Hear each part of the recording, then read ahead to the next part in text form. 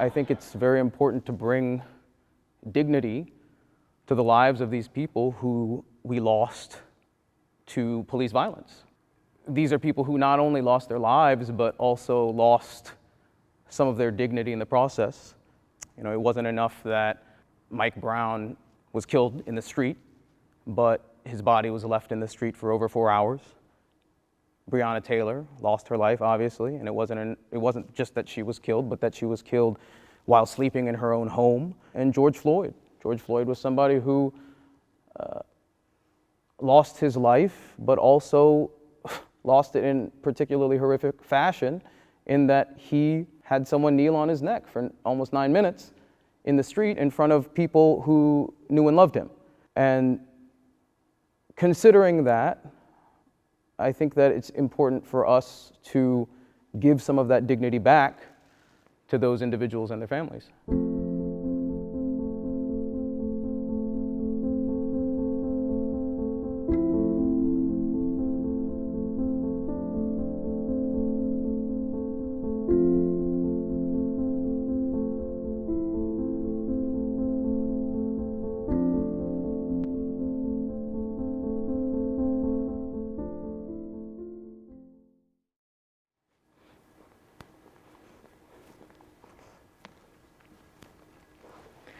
Hello, my name is Brittany Boykin, and I go by B.E. Boykin in the composer world, and I'm a composer on the project.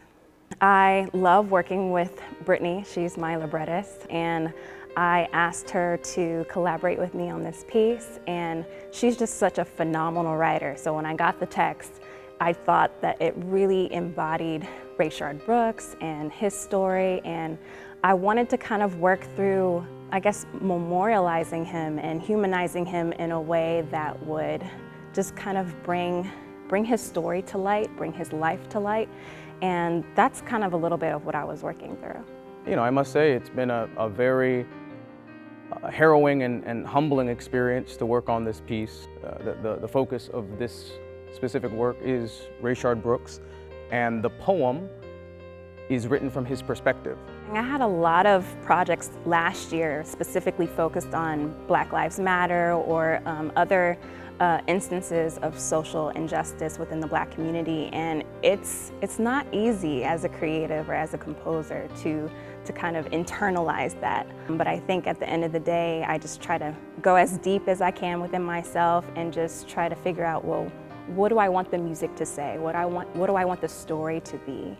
And I think that has to be the focus as I continue to go forward. But it does have its challenges because it is very emotional, it's very traumatic. You try to just go work around that so that the music can still speak.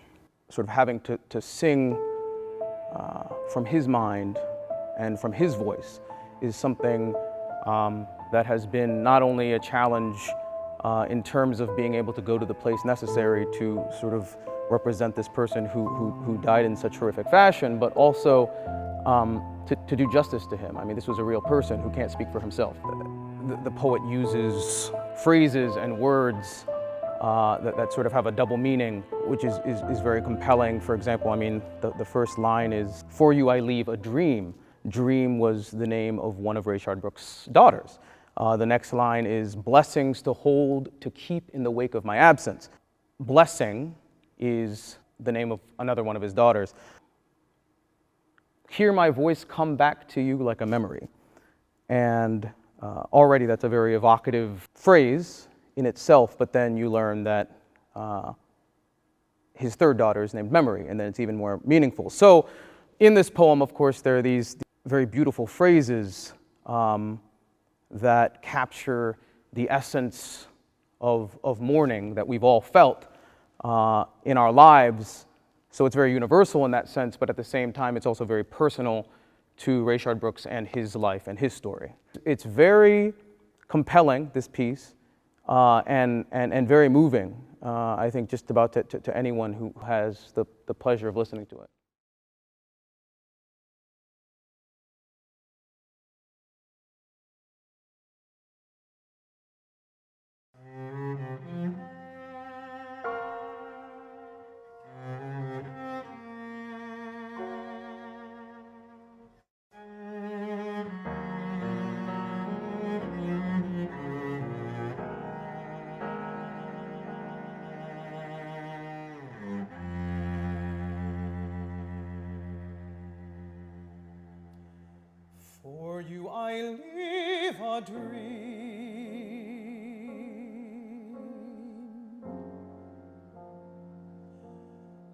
blessings to hold, to keep in the wake of my absence.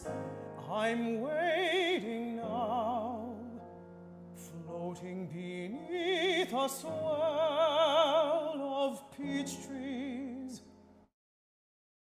Unheld, I'm dancing, still swaying to the beat.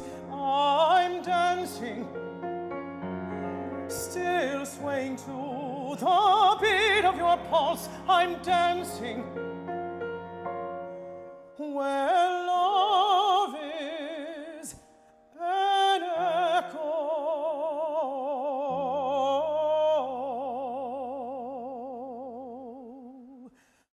Unfurled.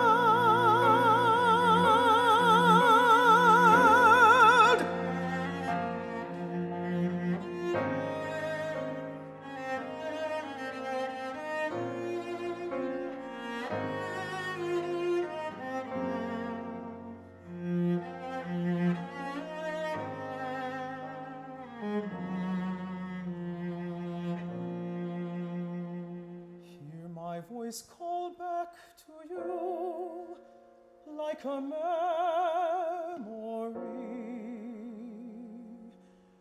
where sorrow is a crown, shyness closing.